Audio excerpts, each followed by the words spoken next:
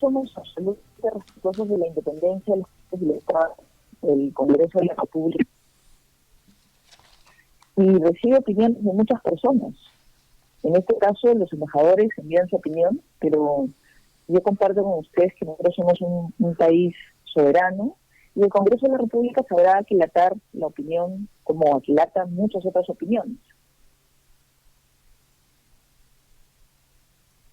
Ya, está bien, mi ministro, me está cabreando usted, no quiere usted pelearse, está bien, me parece comprensible. Nosotros somos respetuosos de las decisiones del Congreso, ¿no? O sea, de hecho, cuando consideramos que no existen, digamos, mérito a que sean adecuadas, hay canales que también utilizamos nosotros, que es parte de la soberanía, de los mecanismos soberanos del Perú, ¿no? En ese sentido, el Congreso es un poder del Estado que nosotros respetamos profundamente.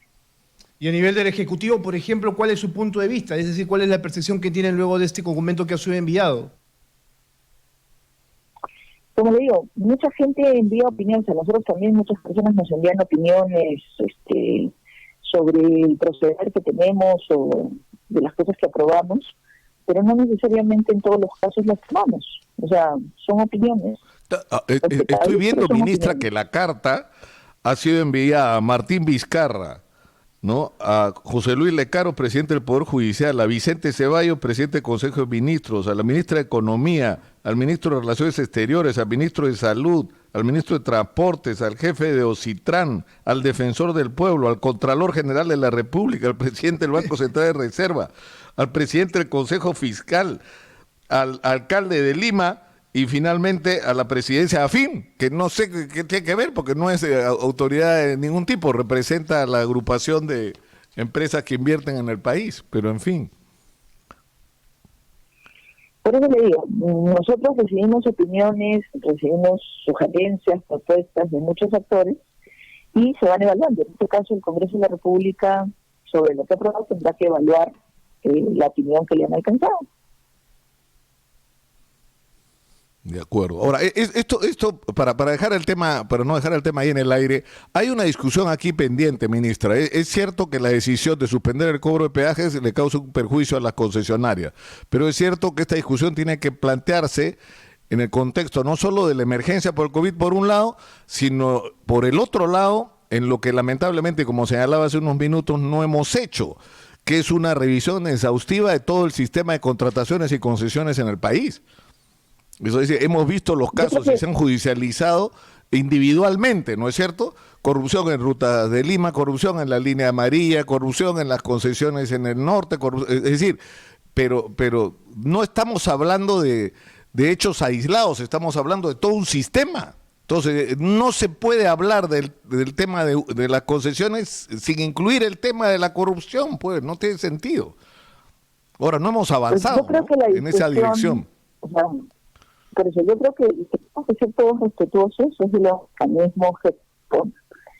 Y en este caso, para nosotros ahí sí como Estado hay que tener esa discusión más profunda, porque si tomamos ciertas decisiones sin seguir los protocolos, los procedimientos adecuados, eso sí puede generar un impacto no solamente a nivel nacional, sino a nivel internacional, la percepción que se tiene sobre el país. Entonces, ahí sí tenemos que ser poderosos. Eso es básicamente el tema.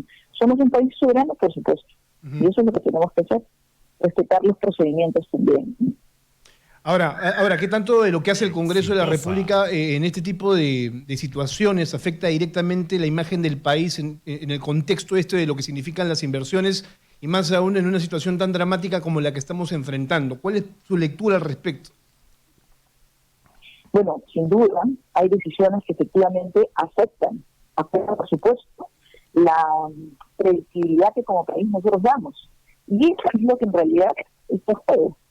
O sea, las inversiones son importantes. Nosotros desde el Ministerio del Ambiente queremos inversiones sostenibles, queremos inversiones que respeten, por supuesto, la normativa peruana, pero si nosotros hemos puesto una normativa, otorgamos una concesión y a mitad de camino, por una decisión, independientemente de quién la haya tomado, como país, esa decisión la cambiamos esas reglas de juego a mitad de camino, eso lo que genera es falta de predictibilidad.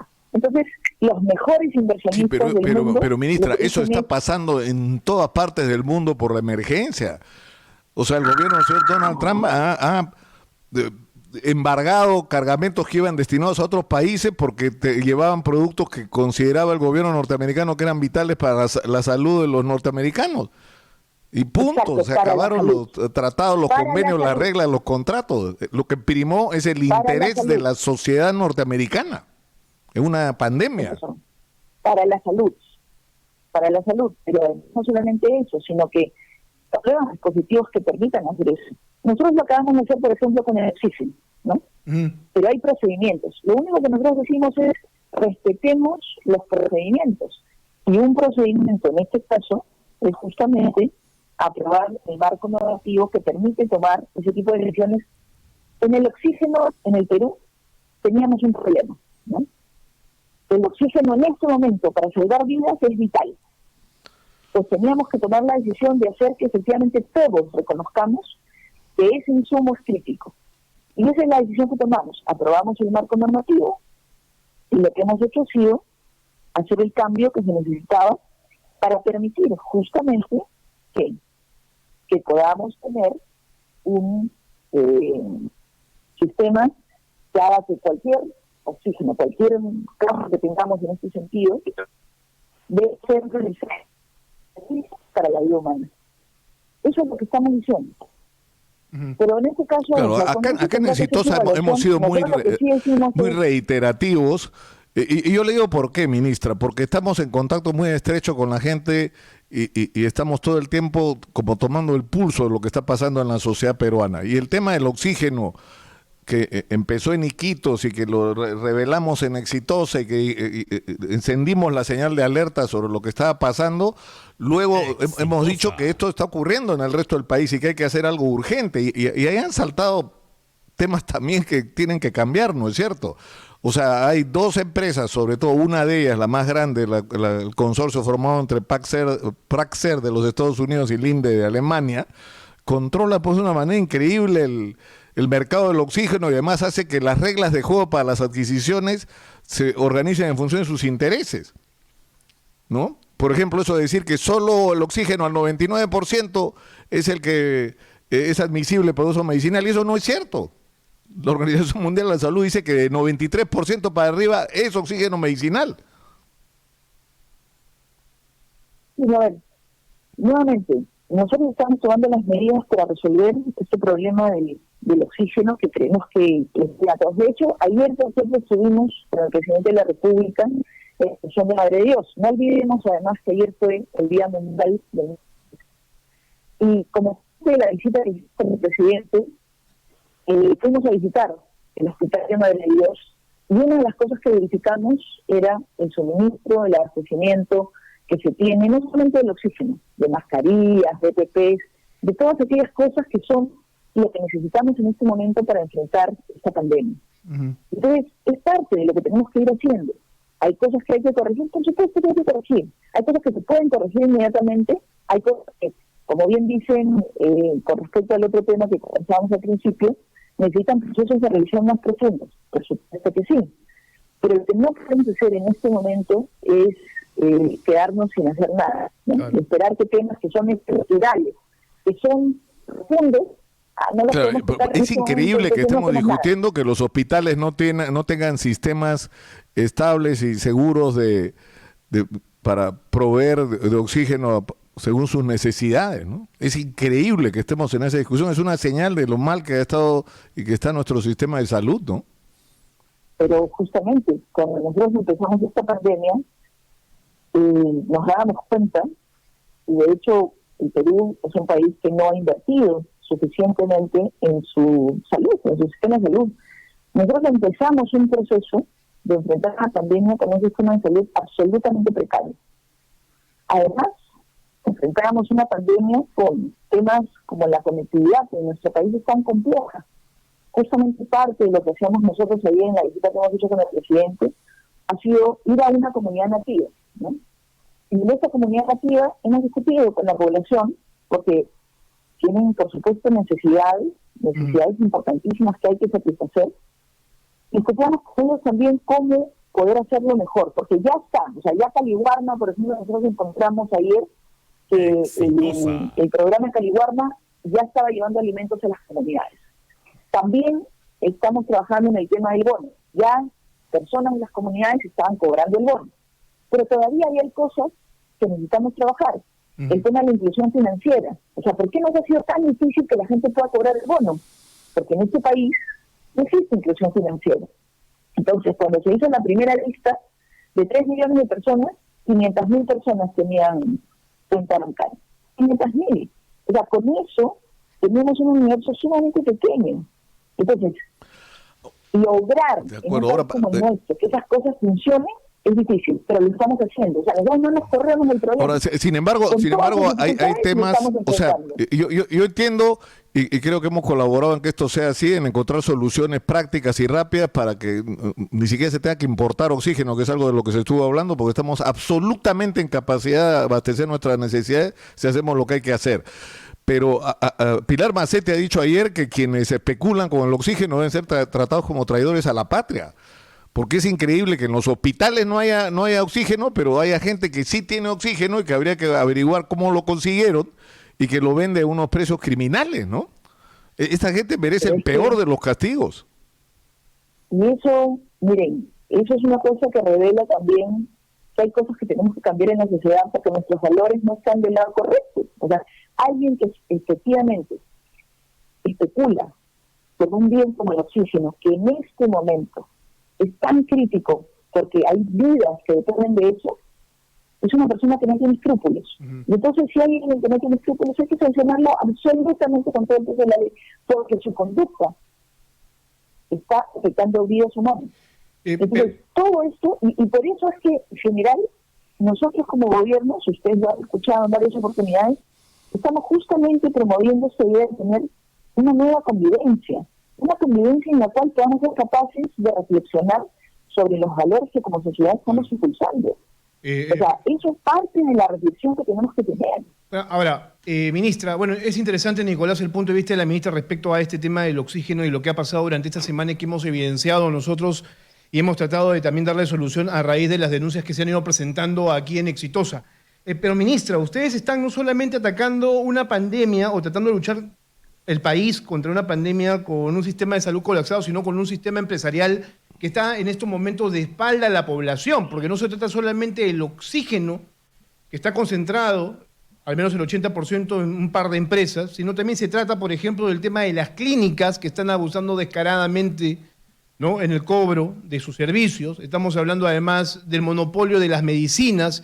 Y esta semana le preguntábamos al presidente de la República, porque tuvimos nuevamente la oportunidad de preguntarle, ¿por qué le cuesta tanto al gobierno tomar decisiones inmediatas en situaciones tan dramáticas como esta y hacerse de estos productos que son o se convierten en productos de primera necesidad y que son necesarios para salvar vidas? Es decir, en Chile, por ejemplo, al presidente de Chile no le tembló la mano para hacer que las clínicas formen parte del sistema de salud, ¿no?, público y se pongan a disposición de la gente. Ha pasado en otros países también. Y aquí, por ejemplo, se le pide o se le dice al empresario dueño de una clínica, reflexione, ayúdenos, trabajemos una tarifa social para que la gente pueda acceder a una cama en UCI, o sea, cóbrenos menos. O sea, la verdad que a veces no se entiende exactamente a qué vamos, ¿no?, cuando deberían ser las cosas mucho más concretas. A ver, pero si ustedes revisan las presentaciones que hemos hecho nosotros con el Comando COVID, ahí dentro del Comando COVID también participan las clínicas privadas. Y dentro del sistema de salud, como lo estamos gestionando en este momento, están también las clínicas privadas. O sea, muchas clínicas privadas están recibiendo pacientes COVID y están haciendo tratamiento de pacientes COVID. Sí, pero ministra, lo hemos visto en varias partes del país. ¿Usted sabe cuánto paga un paciente COVID en la actualidad por día en una clínica? Algo así de como 10.000 a 11.000 soles. Recién, si es que firman un contrato, van a pagar una tarifa social de 3.500 soles y no lo va a pagar el paciente, lo vamos a pagar todos. Y aquellas personas que ya se endeudaron, es decir, que tienen una deuda, no solamente que tienen una deuda por atender a su paciente COVID, ¿no? Para atrás, pues no van a poder hacer ellos uso de este beneficio que ahora sí tiene el Seguro Integral de Salud para las personas que recién van a poder hacer uso de las capacidades de las clínicas. No, pero a ver, esta es una decisión que nosotros tomamos desde el principio. Es más, el presidente de la República lo dijo en una de las Pero ayer el ministro de Salud lo ha dicho de manera exitosa, que las Salud, personas que recién hay una conversación con las clínicas privadas para que el Seguro Integral de Salud pueda cubrir la atención. Recién se va a firmar un contrato de aquí en adelante. Y las personas para atrás no van a poder acceder a este beneficio, es decir, se van a quedar endeudadas de por vida. Hay gente que no puede sacar o no ha podido sacar los cadáveres de sus familiares porque las clínicas les han dicho o pagas un pagaré, firmas este documento o no te damos el cadáver, así de simple. Bueno, ustedes han tenido una conversación ayer con el ministro de Salud porque como comprenderán estos temas que ustedes me están preguntando a mí son temas sectoriales que ayer ya el mismo ministro les ha contestado. Sí, claro. Entonces, si lo que están buscando es que yo lo contradiga, no lo voy a contradecir. No, pero lo que estamos tratando no se trata de eso. No se trata de eso, ministra, pero lo que es cierto, lo que es cierto es que es decir, acá no hay tiempo. Lo único que no tenemos es tiempo, ¿no es cierto? Y se está viendo por lo que está pasando, por ejemplo, en la Victoria, en particular en la avenida Grau. Alguien decía ayer que ese es el Wuhan peruano, ¿no es cierto? Por la cantidad de casos que se están multiplicando porque no se están respetando los protocolos de distanciamiento social ni los cuidados mínimos, ¿no? de lavado de manos, de uso de mascarilla, y las concentraciones de gente son impresionantes, ¿no? ¿Cómo se va a enfrentar esta situación? Porque además no es solo un problema de salud pública, es un problema social muy grave. Hay gente desesperada que no tiene chamba y que si no sale a vender en la calle no come. Y parte de eso es justamente lo que estamos tratando de hacer de una forma más ordenada. Porque, mire, nosotros, uno de los temas que hemos visto es que las aglomeraciones son una fuente de contagio seguro. O sea, eso es parte justamente del problema que tenemos. Entonces, en nuestros mercados, en la calle, donde están los ambulantes, lo hemos visto en Mesa Redonda, lo hemos visto en Gamarra. Cuando la gente se aglomera, se contagia. Entonces, parte de lo que significa esta nueva convivencia, el retorno a esta nueva forma de organizarnos, implica reconocer un problema estructural que tenemos hace muchísimos años y que estamos tratando de resolver a la par de la pandemia, que es la informalidad. Y ahí, todititos, ustedes, nosotros, los municipios, todititos, los empresarios, tenemos que cerrar filas sobre eso. O sea, los informales en este país tenemos que reconocer que existen. Tenemos que poner esa situación sobre la mesa y empezar a planificar nuestras ciudades, nuestro comercio, nuestra economía de una forma distinta. Ser informal en el país tiene que ser algo que nosotros convirtamos en que sea más caro y más difícil que sea formal. Y, por supuesto, que nos toca a nosotros como Estado hacer una revisión también de nuestros procedimientos, también de la forma como nosotros incentivamos que la gente se formalice, porque pueden haber temas en los cuales efectivamente no tenemos la suficiente simplicidad, ¿no? O nuestros sistemas son sistemas en los cuales tú sientes que la formalidad es una cosa que te ataca y no que te beneficia. Y ese es el cambio de cultura, eso también es una nueva convivencia. Que la gente entienda que ser formal le hubiera permitido en una coyuntura como esta, de un desastre tal en salud, recibir beneficios, recibir una atención, recibir un Estado que pueda llegar más rápido. Si no logramos entender eso, no vamos a lograr ese cambio profundo que nuestro país necesita. Eso es lo que tenemos que lograr entender. Y hacer que las personas, de verdad, toco mucho el ejemplo que a mí me llamó mucho la atención muchos años de mi infancia en Miraflores, ¿ya? Caminar al Parque Kennedy y tenían ambulantes de manera desordenada, de manera como la mayoría de los ambulantes. Un alcalde se puso a eso, decidió centrar el problema, decidió reconocer que esas personas existían y que esas personas necesitaban también trabajo. Los empadronó, los arrojó y después los ubicó. Y uno camina por Larco y encuentras la señora con su carretilla que vende los implementos para el celular en una esquina, normalizada, completamente ordenada, sin aglomeraciones, y es casera. Y la gente reconoce eso.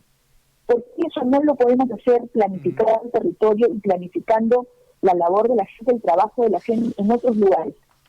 Nosotros podemos hacer eso si vivimos en las personas. Y la mirada que tenemos que tener es vertical. Y lo que no podemos permitir es que todos vendan a menos de medio metro de distancia, todos pegados unos con otros peleándose por el cliente. Eso no se puede permitir. Pero de otra forma, ¿por qué no podríamos dar ese salto, ese paso a un sistema más inclusivo, más que recoja? Claro, pero el problema que hay con eso, ministra, es el siguiente, que la cantidad de ambulantes que tenemos es imposible. Es decir, es igual que el transporte informal. Tenemos muchísima más gente dedicada a la venta ambulatoria, al transporte informal, del que podrías formalizar. Yo le aseguro que si llegamos al 20% de estas personas que podríamos formalizar, siguiendo el ejemplo de Alberto Andrade, serían bastantes. Pero la inmensa mayoría de esta gente no va a poder ser. Es decir, lo que se ha permitido además desde el gobierno de Fujimori cuando se generó un gran desempleo, es hasta promover el transporte informal y la venta ambulatoria como válvulas de escape económico, ¿no es cierto? Pero eso es insostenible, eso no es una economía sana, eso no es una vida decente para la gente, de vivir al día, ¿no? Correcto. De no tener una chamba estable. Durante años le hemos rehuido a sincerar el problema de la informalidad. Lo que hemos hecho ha sido, vemos informales en la calle, los sacamos de la calle A, se van a la calle B, los perseguimos en la calle B, y después a la calle C. Pero nunca hemos enfrentado de verdad como país esta problemática. Y yo concuerdo con ustedes en que hay que buscar otras alternativas. Los programas de inversión pública sí son una opción, pero también la generación de emprendimientos individuales, o sea, la pequeña y mediana empresa para nosotros es clave.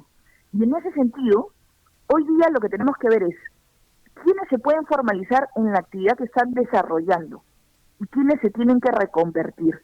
Y en la reconversión hay muchas opciones que nosotros, por ejemplo, como Ministerio del Ambiente, estamos difundiendo. Una de las cosas que ustedes mencionaban era esta lucha contra el plástico de un solo uso. Efectivamente, bueno, hoy día una opción interesantísima sería trabajar y generar puestos de trabajo en el tema del reciclaje. ¿Por qué no podemos ir por esa línea, la línea de la economía circular, que permita, fíjense, una cosa que a mí me interesó muchísimo cuando empezamos a discutir el plástico de un solo uso era el tema de las botellas PET, ¿no? Yo le pregunté a la empresa que fabrica botellas si tenía la tecnología para fabricar botellas 100% con material reciclado, y me dijeron sí. ¿Y por qué no fabricas más botellas con material reciclado? Porque no tengo oferta. ¿Por qué no tienes oferta? Porque la mayoría del PET que se comercializa en el Perú está en el mercado negro, es informal. Y yo no puedo comprar un plástico PET informal. Entonces le pregunté, ¿y qué cantidad de plástico podrías comprar? Todo el que me traigan.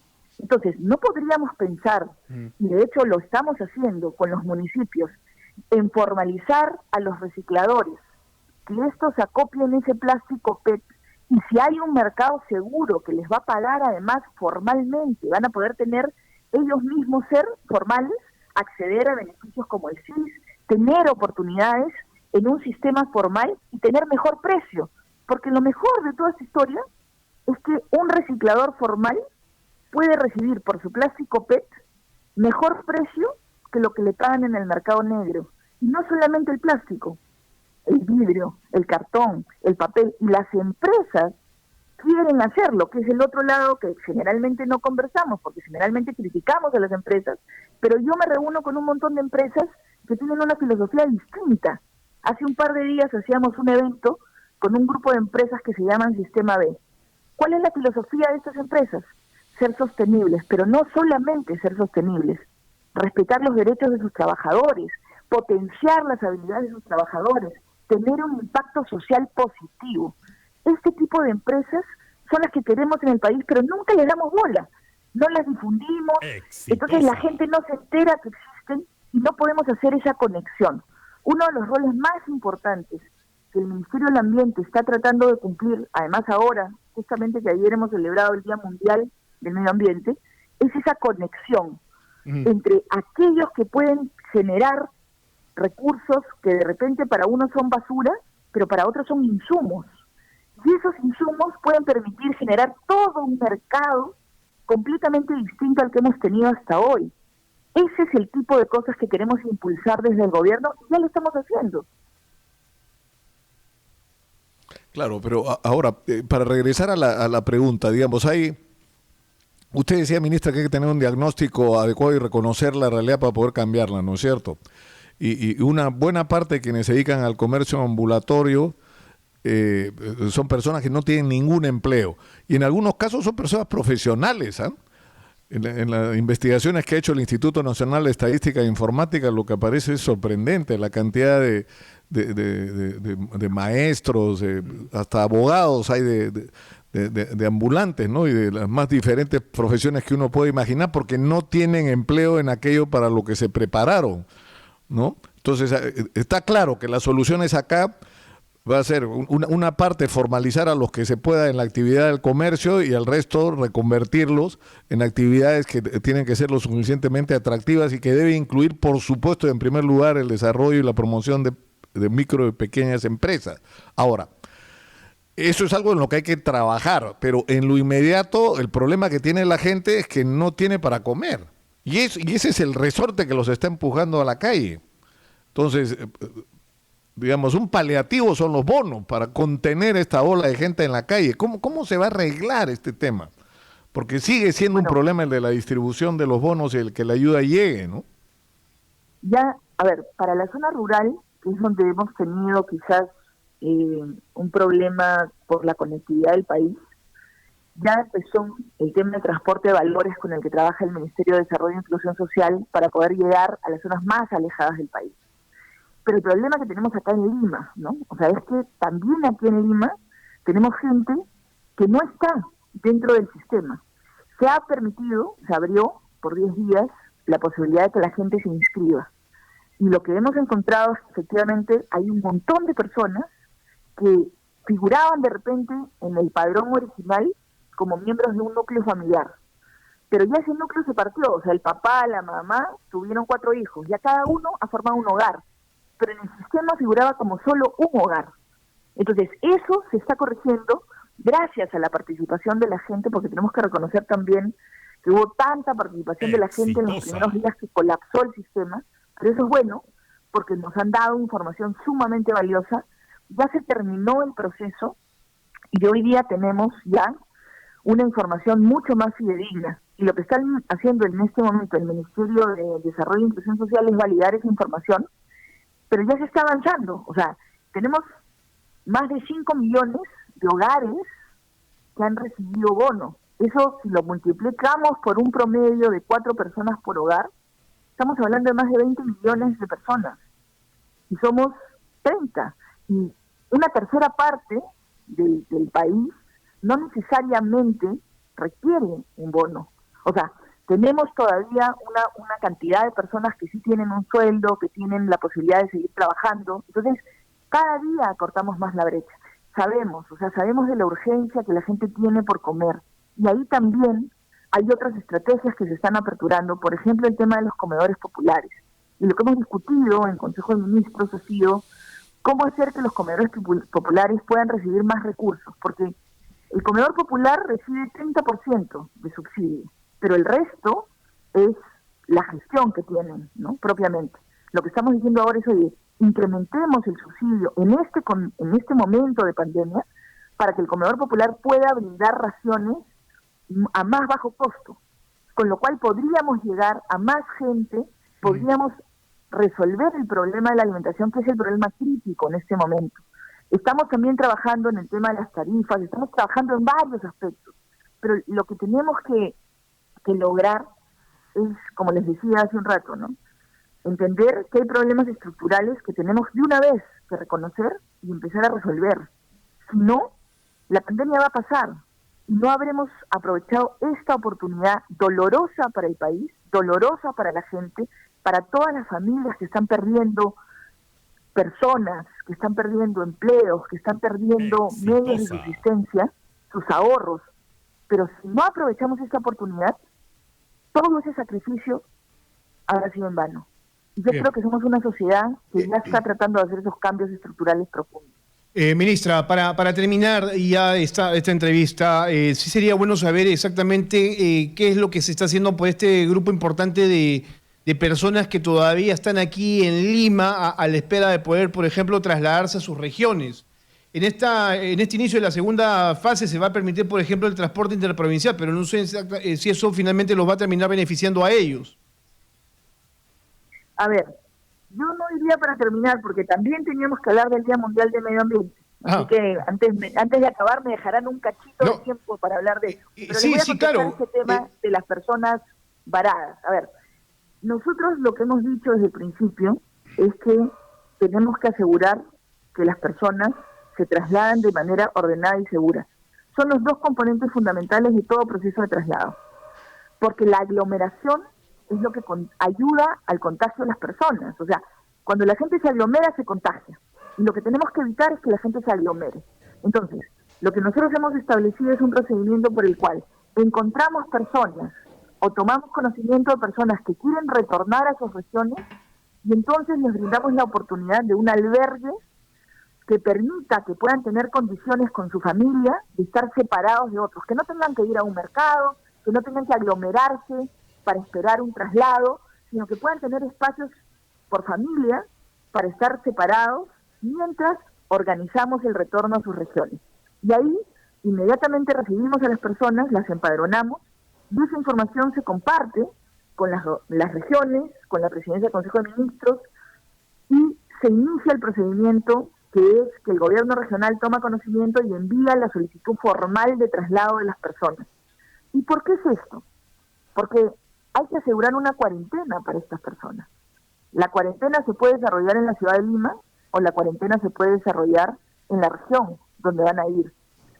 Entonces el gobierno regional tiene que decir, yo estoy en capacidad de poder tener esa cuarentena para la gente que se va a trasladar. A veces los gobiernos regionales no tienen esa capacidad. Y entonces lo que nos dicen es, yo no los puedo tener en cuarentena acá, por favor ténganlos en Lima en cuarentena. Y entonces ahí nos organizamos para brindarle a esas personas por 14 días alimentación y albergue. Claro. Esto es completamente diferente al tema del traslado interprovincial. Claro. Que efectivamente se está discutiendo cuáles son los protocolos, en qué momento se va a aperturar, porque también no todas las regiones tienen las mismas condiciones en este momento. ¿Y cuántas personas faltan, por ejemplo, trasladar a sus regiones? ¿Cuántas tienen ustedes mapeadas? A ver, cuando empezó esta situación, los gobiernos regionales abrieron un empadronamiento, ¿no?, general, completamente abierto, para que todas las personas a nivel nacional le dijeran si querían trasladarse o no trasladarse, ¿no?, de sus regiones. Entonces, al principio eran 20.000, después 40.000. La cifra total que entiendo yo ha sucedido, se ha logrado a nivel nacional por parte de los gobiernos regionales, son más o menos 200.000 personas, ¿no? Uh-huh. No todo el mundo tiene la misma urgencia ni las mismas condiciones. Los primeros y más urgentes, que son los que los gobiernos regionales han priorizado, son los que en realidad estaban, por ejemplo, en Lima o en una región por una razón médica. Habían ido a una consulta y los agarró el estado de emergencia. Claro, claro. Entonces no pudieron regresar. O aquel que había ido para un tema de un trámite administrativo y se había quedado parado, ¿no? Esos eran los casos más urgentes. Después han habido estudiantes que estaban, por ejemplo, en Lima, en el Instituto Tecnológico, vivían de la encomienda que le manda su familia y se cachueleaban para pagar su cuarto. Esos chicos ya no podían estudiar, no tenían la encomienda y ya no tenían cachuelo. También otro caso urgente. Pero hay otras personas que ya se establecieron, ¿no?, que tienen 10 años, 15 años en una región, pero que, por ejemplo, trabajan informalmente. Esas personas han ido poco a poco perdiendo también sus medios de subsistencia. Y hay otros que están asentados, que ya tienen su vida hecha en las regiones, pero que lo que ven es que les va a ser difícil mantenerse. Esos pueden aguantar un poquito más, pero igual han planteado su deseo de retornar a su región de origen. Entonces, los gobiernos regionales están haciendo un proceso de priorización. A la fecha, ya se han trasladado más de 32.000 personas, de manera ordenada y segura. O sea, con un protocolo que establece una prueba rápida antes de subirte al bus, una cuarentena, un bus desinfectado, la distancia adecuada para no aglomerar a las personas, y eso reduce enormemente el riesgo de contagio. Y eso es lo que tenemos que asegurar, que la gente no se contagie, porque cuando la gente se aglomera, cuando la gente protesta, cuando la gente se junta y cree que está haciendo una cosa para lograr llegar más rápido, lo único que hacen es demorarse más tiempo. ¿Por qué? Si hay un contagiado en ese grupo, va a ir contagiando poco a poco a todos los demás. Y uno se contagia hoy día, pero puede contagiar a otro en 4 días. Entonces, para ese, recién empieza su proceso de 14 días en 4 días. Entonces, eso es lo que tenemos que parar. Bien. Ministra, entonces vamos dejando este tema y ya para finalizar ahora sí, porque estamos un poco con el tiempo corto, yo le decía a Nicolás que si hay algo que preguntarle sobre el Día del Medio Ambiente, más que nada en esta situación de emergencia, es que hay un uso desmedido de las bolsas de plástico. Yo no sé cómo están manejando ustedes esto, pero sería bueno también tener la reflexión suya de lo que se está haciendo como país en ese aspecto. Sí, a ver, nosotros aprobamos ya hace casi 2 años una normativa que debe llevarnos a que en 3 años, o sea, estamos a mitad de ese proceso, el Perú ya no tenga bolsas de plástico de un solo uso y tampoco Tecnopor. En ese proceso nos encontramos en este momento. Y entonces, lo que nosotros estamos viendo es que el Perú ya venía, ¿no? Ya teníamos un trabajo avanzado, se habían dejado de usar cañitas, el tema de las bolsas de plástico se cobraban y se siguen cobrando en los supermercados. En los mercados se estaba promoviendo el uso de bolsas de tela o el uso de plástico, pero de varios usos. También se han empezado a cambiar los envases a ya no Tecnopor, sino envases biodegradables, ¿no? Hechos de la fibra de la caña de azúcar, o sea, varias cosas que han ido cambiando. Ahora, con la situación de la pandemia, estamos utilizando mucho los deliveries, ¿no? Que se han aperturado. Y lo que tenemos que hacer nosotros también como consumidores es priorizar y elegir y premiar a aquellos que están manteniendo esa línea de cambio. Yo la vez pasada veía que, por ejemplo, hay algunos deliveries que están entregando en bolsa de papel y no en bolsa de plástico. Pues ese es el tipo de cosas que los consumidores deberíamos de premiar. Hay algunos otros que están entregando en envases que son biodegradables y no de Tecnopor. Ese es el tipo de cosas que los consumidores deberíamos de premiar. Entonces, ahí también tenemos una oportunidad. Y una cosa que hemos visto, creo que todos y todas a lo largo de los primeros meses de la pandemia, ha sido que, por ejemplo, la gente ahora está usando sus carritos, sus bolsas de tela, hasta maletas para ir a comprar. Ese era un cambio que nosotros estábamos proponiendo, pero que no habíamos podido llegar a la velocidad que necesitábamos. Y ahora esta situación nos está haciendo tener ese tipo de cambios y esperamos que cuando regresemos a esta nueva normalidad no retornemos también a un uso desmedido del plástico, sino más bien sigamos manteniendo esas prácticas, porque mucha gente ahora ha entendido y está haciéndolo y hay que continuar, ¿no? Hay que continuar esta idea de ir cambiando y esta idea de una nueva convivencia. Hemos visto en este tiempo de pandemia el respiro que le hemos dado a la naturaleza. No queremos regresar a los mismos indicadores de contaminación del ambiente. Entonces tenemos que avanzar, por ejemplo, al uso de bicicletas, que 301 kilómetros de vías, de ciclovías, es lo que se está proponiendo para una ciudad como Lima. Y eso es una meta ambiciosa, pero estoy segura que trabajando juntos, la ATU, el Ministerio de Transportes, Lima Metropolitana y todos los distritos, lo vamos a conseguir.